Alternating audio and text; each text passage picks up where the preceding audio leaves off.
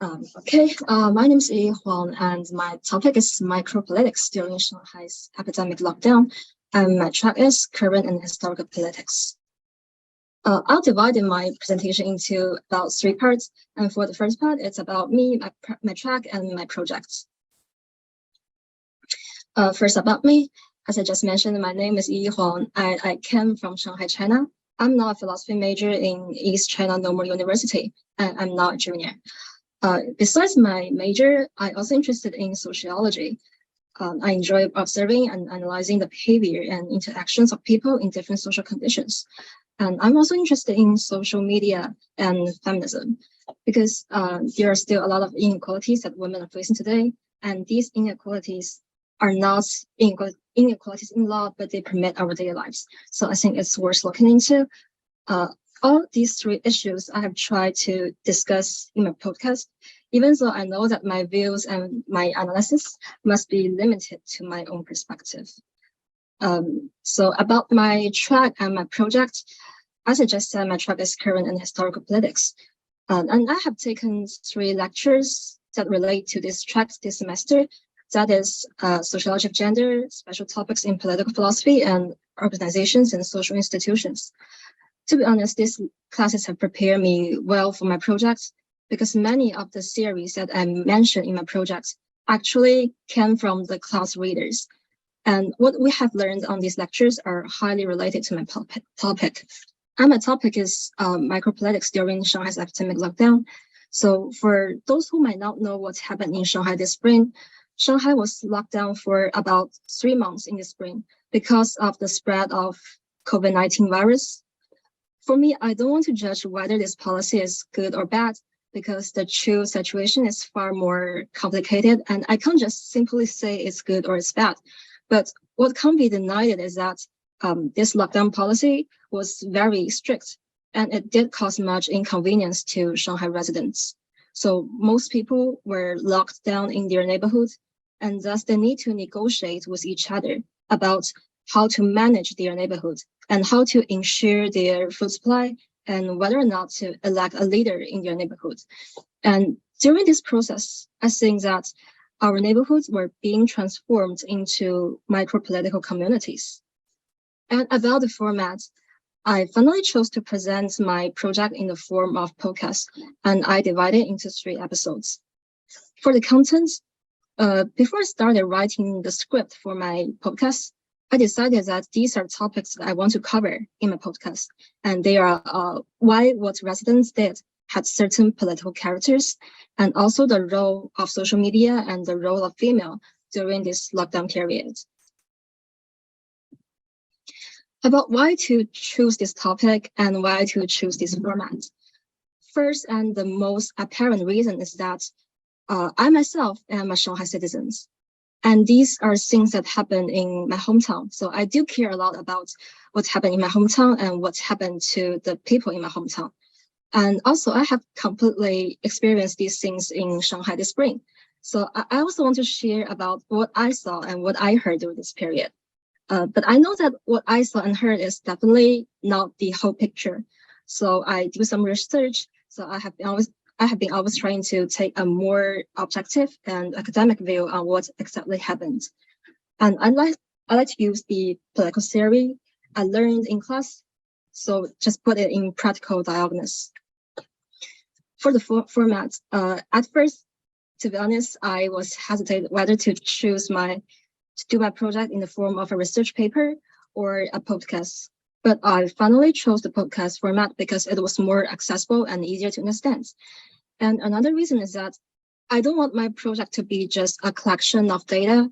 After all, what I want to share is largely based on the life experience of people in Shanghai. So it's more of an introduction, sharing, and analysis than a statistical research. Part 2 is about what I did and the details of my project. First, I want to talk about the process and the method of my project. They are quite straightforward. First, I need to gather the reports and the information at a time to know more about what happened beyond my horizon.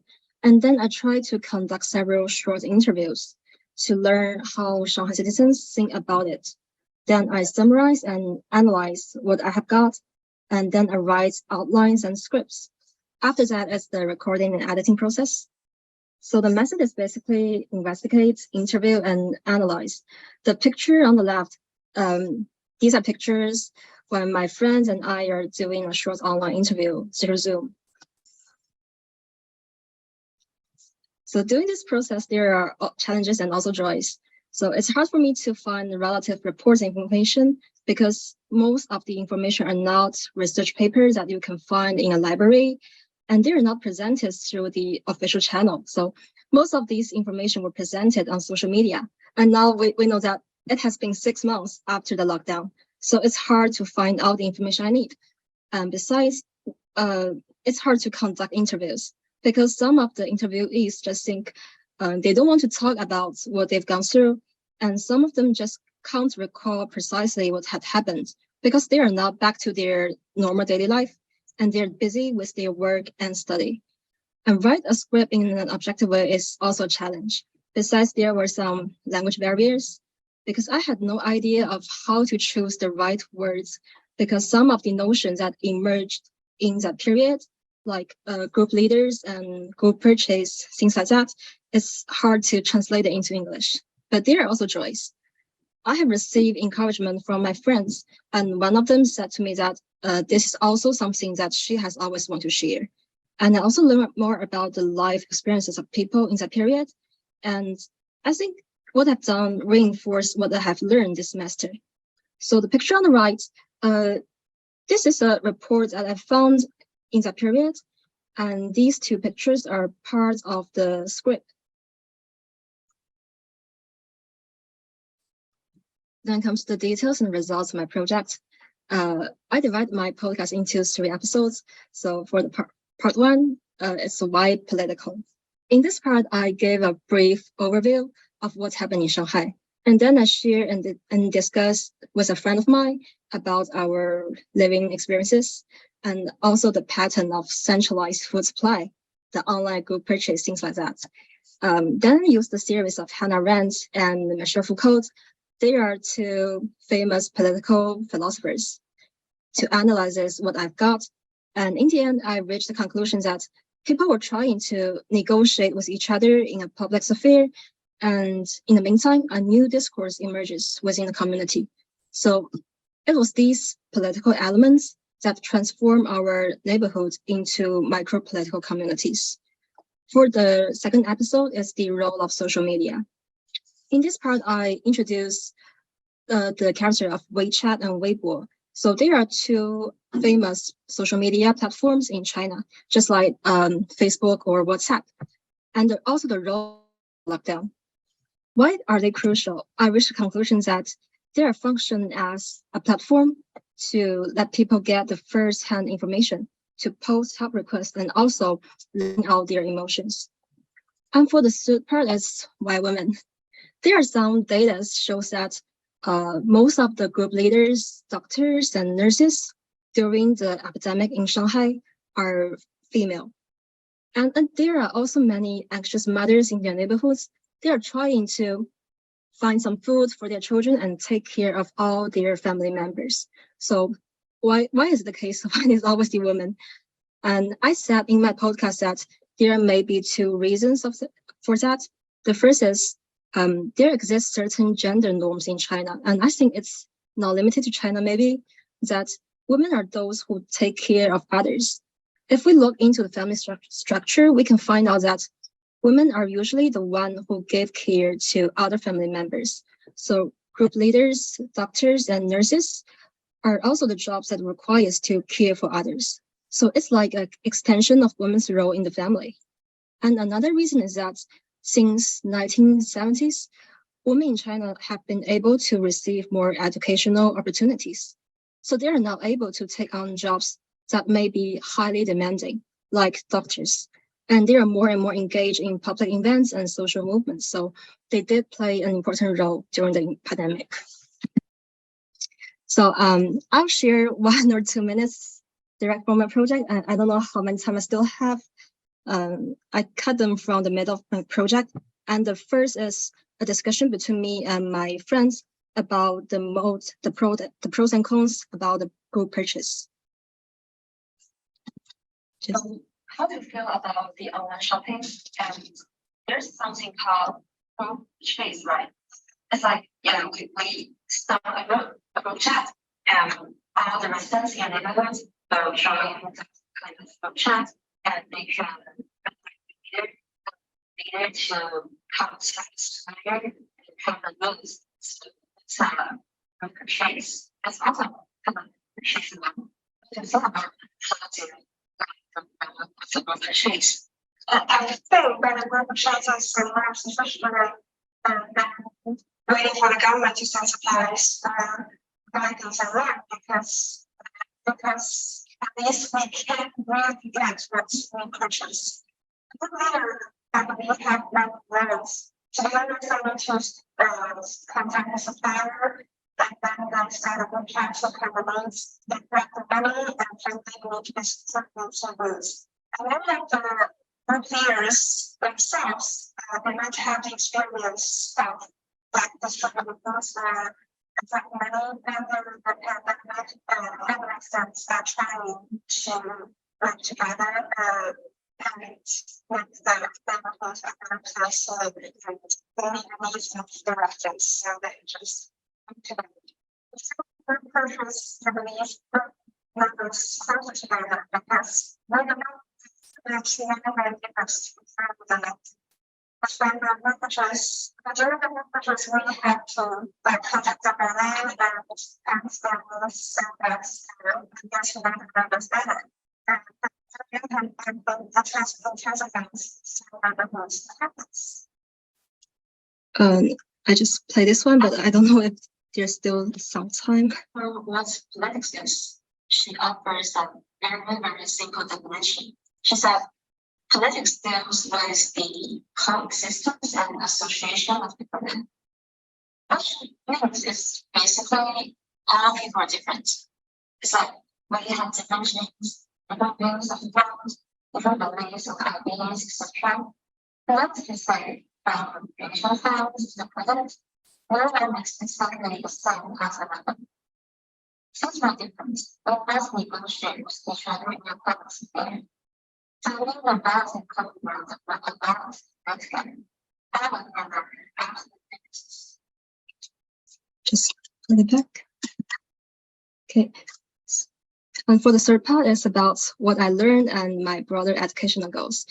I think I got a deeper understanding of the work of some political philosophers and sociologists as well, just as Hannah Arendt and Michel Foucault.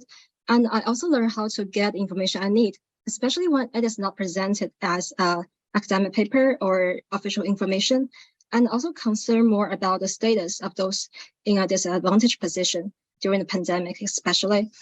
And my broader educational goals is about, I think I may apply for graduate programs in social science or media and communication, and how this project is relevant. I mean, this project involves several sociological theories and analysis some social phenomena, and it also takes a look into the role of media in society. So that's all I want to share. Thank you for listening. If you have any questions, feel free to just ask me. Wonderful. Thank you. I really appreciate the draft you sent me, how you use interviews. And I remember at this one point, there is some material about how coffee became kind of a symbol of the problems of procuring, groceries and things that people wanted. And that there is controversy around coffee as a kind of focal point or a symbol. So I don't know if you want to talk about that at all. Okay. During this pandemic, we are not able to get all the things we want. So we must get essentials for first. But some people may think it's also important to get some snacks, coffees that are something that really decorates your life. And this becomes controversial because I remember this one time, the trend I want to drink coffee gets high in the Weibo. It's just like a high position in the ranking trend. And I think it covers something that's really important because it's like all we care is about our cakes, snacks, and coffee. But there are also some people that they can't even get the basic needs. So they are maybe starving to death, and that's really struggling. So Thank you. thank you. Kai-Wen, I see your hand is up, and we'll have time for one more question after you. Go ahead. Okay, thank you. So basically, I've got two questions. The first one is that you mentioned that 95% of group leaders are women. I'm quite curious about the data source because from my own experience, I think it may be like 50 to 50 in gender for the group leader. And for the second one, I know it is normal to use in-depth interviewing to uncover the full picture of for example, like September 11th terrorism event. And for this social event in Shanghai, I'm wondering the structure of people you interviewed and how you make sense of the whole research to make sure that it is a full picture of the Shanghai lockdown event. Thank you. For the first questions, I got the data from a sociology classes I've taken last semester. We analyzes the gender of the group leaders. The group leaders, this notion really is not the group leaders you may think. It's like we in a neighborhood and we start a group chat and we elect a leader to count the needs for the food supply. And so I think maybe there's some misunderstanding. And for the second question, I know that it's not the whole picture, and I also don't expect it to be the whole picture. So what I have introduced and shared is it's actually limited to my perspective. So yeah, I can't ensure it's the whole picture. But okay. Thank you. Okay, thank you. All right, we have time for one more question. Any questions? Hi, I've been silent during all the presentations so far, but they've all been blowing me away. But I think this is really fascinating because we have so many students from Shanghai and we just try to hear about what it's like. And we've rather misused the word lockdown here in the United States at various parts of the pandemic. We've never really been locked down. And so it's just really fascinating to hear what it's really been like. And that's something you went through, and also how quickly it can fade from memory, right? And as you found in your interviews. So thank you for just really illuminating this for us. It's just so hard to get a sense for what it's like. Yeah, thank you. Okay, Yi, thank you for a fantastic presentation, and I look forward to listening to more of your podcast. And I'd also like to thank our audience each of you are contributing also to this really incredible collaborative set of presentations and discussing everyone's topics.